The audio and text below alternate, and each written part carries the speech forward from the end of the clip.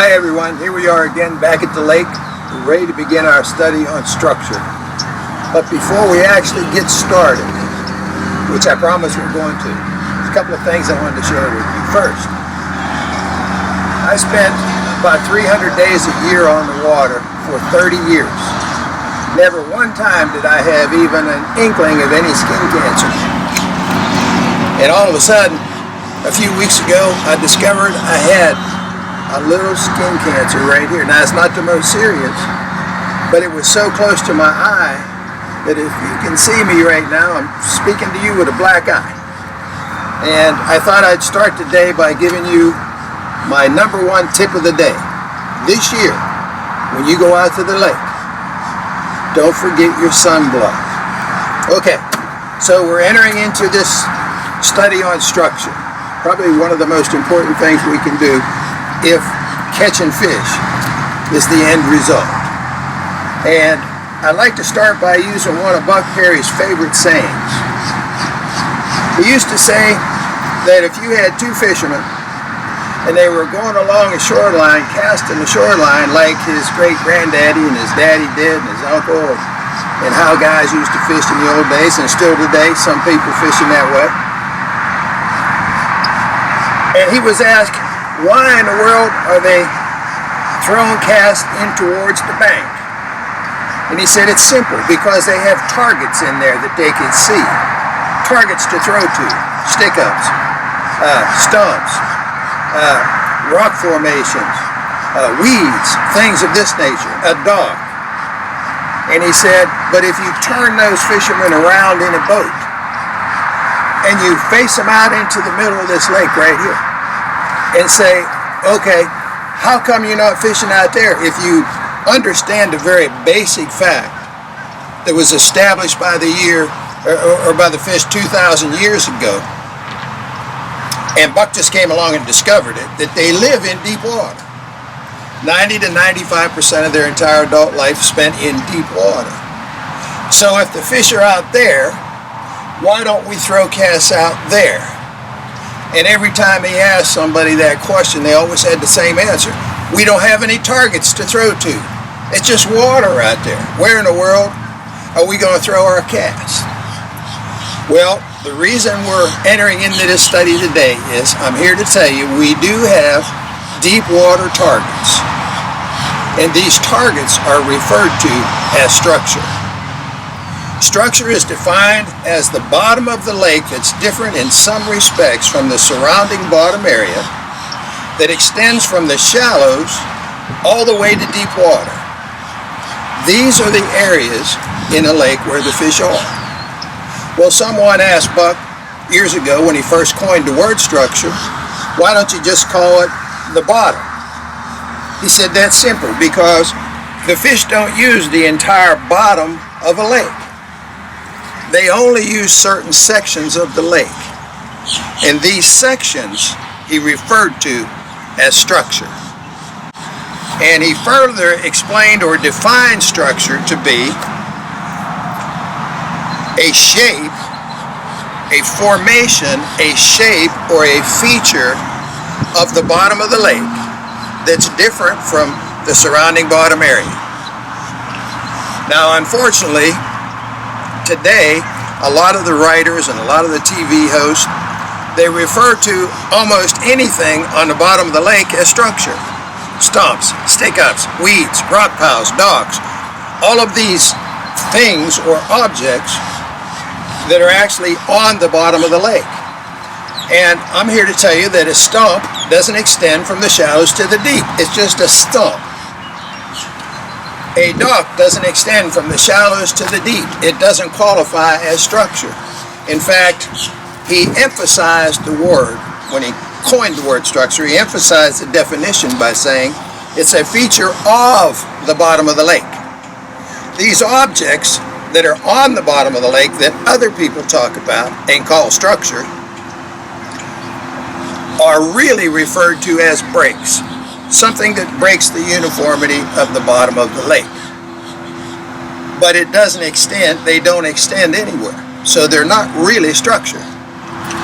Let me give you an example. If I had a stump, big old stump, and I set it out here in the middle of a 12-foot flat, a half a mile or a mile away from any deep water. It's not structure. It's not even a break that we're concerned about. It's useless. It's just a stump. It's useless to the fish, and therefore it's useless to you and me. So with all that being said, let's get it straight once and for all.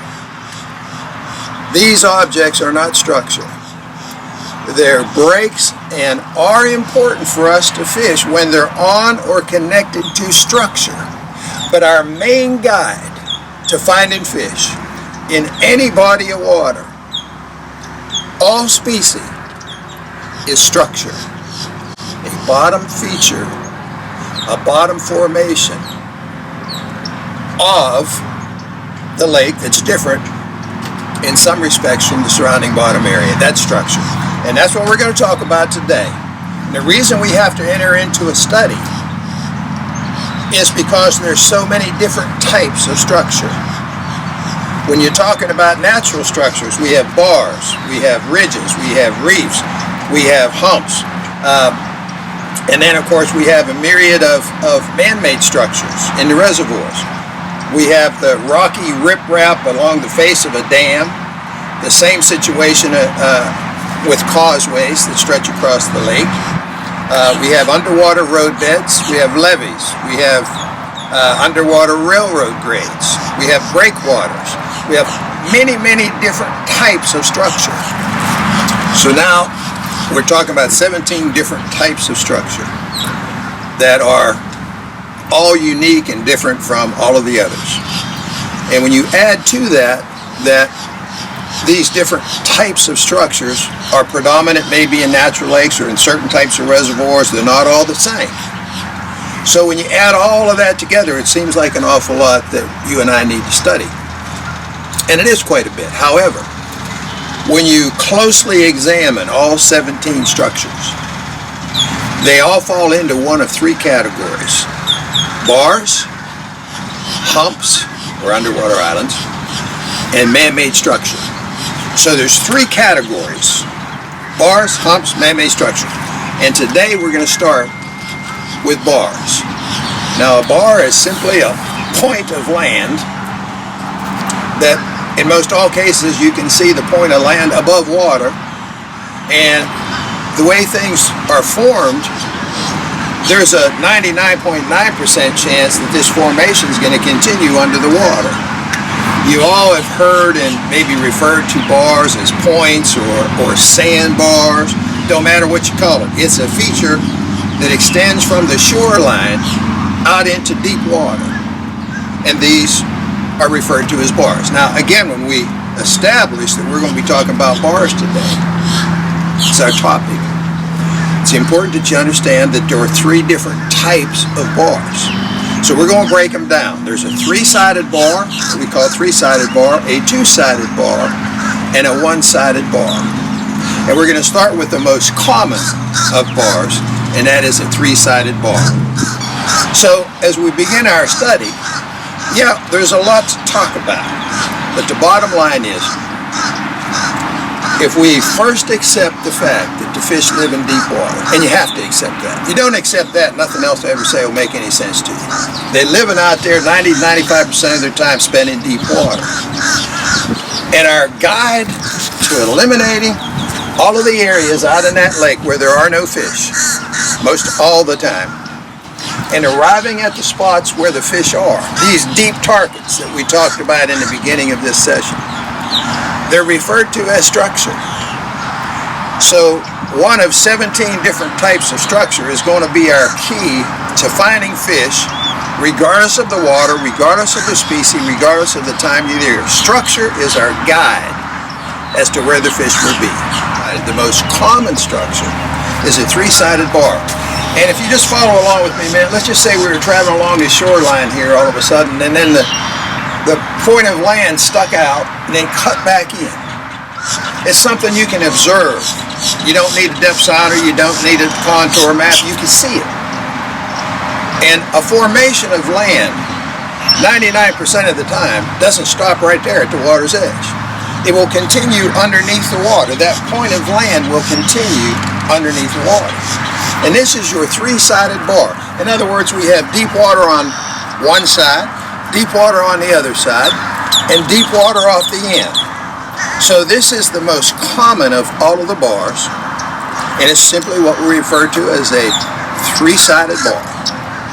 Some are quite large, some are narrow ridge-like, some are big, broad, and flat, but a three-sided bar, deep water on all three sides. Next we have a two-sided bar. Now a two-sided bar is anywhere where you have two deep bodies of water that intersect. And a great example of this would be flatland reservoirs.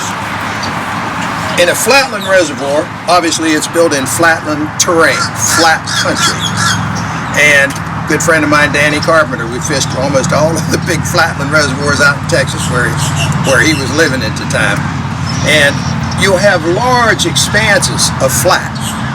And one of the keys to fishing a flatland reservoir is to look at the numerous amounts of side feeder stream cuts that will be entering into the lake. And where this occurs, it's back before the reservoir was flooded. You had side feeder streams that were emptying down and cutting through the flat and eventually getting to the old river channel where it dumped in. And where that intersection or junction type of situation occurs, you have a two-sided bar. In other words, once the reservoir was flooded, you have the side feeder stream, you have break lines leading into the side feeder stream, you have deep water there, and eventually where that meets the main river channel, you have deep water, the deepest water in the main river channel. So what that creates is this junction or two-sided bar. And this is extremely important when you're fishing either a flatland reservoir or a lowland reservoir. And we'll talk more about lowland reservoirs in lake types. A good example would be Kentucky Lake, by the way. So that's the two-sided bars. And lastly, we have a one-sided bar. And this structure situation really isn't, technically, it isn't a bar. But it's the only category where we can fit this in that it sort of makes sense. So I've always called it a one-sided bar. And it's a situation that occurs where you have a saucer-type lake, like we have in Florida.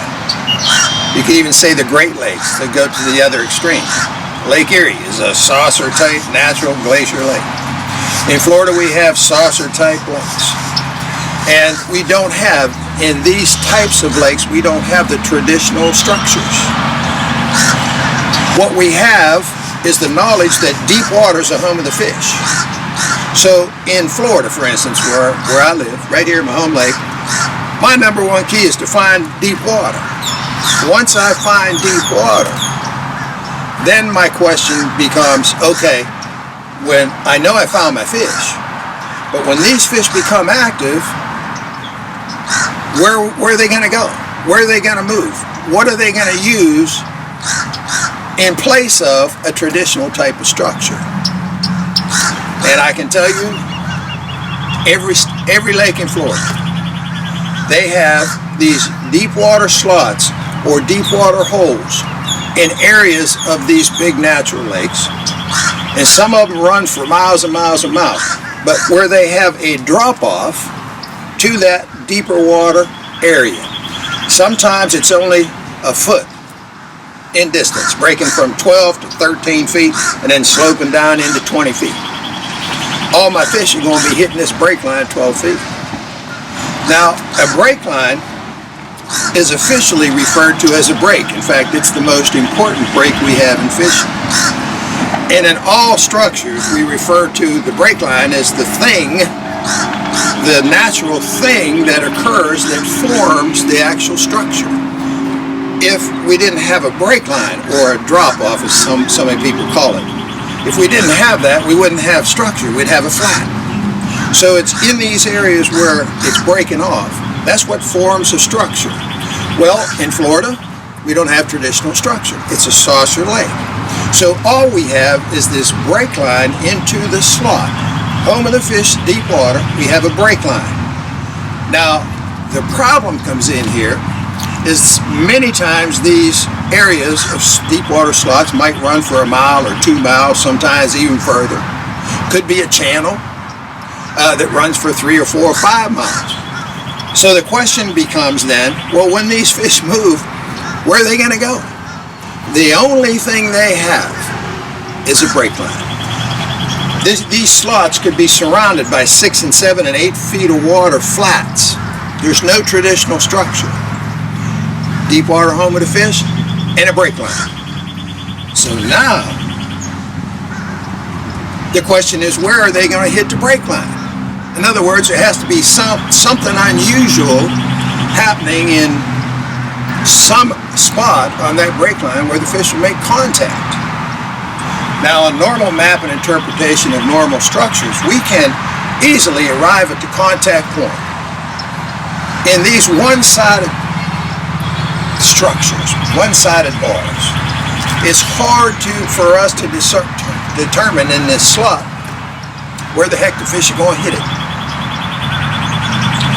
And here's why I like to say, and here's why I added into this category, talking about bars, is that if you follow down that break line, keep in mind, that break line, if it's running for 1 mile or 2, it doesn't go straight like a highway out here. It doesn't go straight. It does some turning and some changing, and anytime it makes a little turn, I'm following this break line, and all of a sudden it turns out a little bit and then turns right back in. It's created a little finger, what I call a finger, or a little mini bar. It's a bar formation. It's the thing that sticks out the furthest into that deep water slot. It's the first thing the fish would see, and that's the reason they will use that as a contact point. Now, it's also important that you understand how fish see a break line. If any of you have ever done any scuba diving, you put on a tank and drop down 35 feet, and there's a drop off up there, let's say at 15 feet, and you look up to it, you see a completely different light change. You can see it. And the fish, their eyes take in 4 to 5 times light more than ours. So they can see that quite easily. And in Florida, and I'm not exaggerating, I'm not kidding you, the key to my success in more than 50 lakes that I could count in Florida has been a break line that was only 6 inches. It broke sharp, but only about 6 inches. And there were all the fish. And you wonder, how in the world could they see that? Well, to a fish, that 6 inches, that's like us looking at a curb, stepping off the curb into a street. It looks like a mountain to a fish. They can see that quite easily.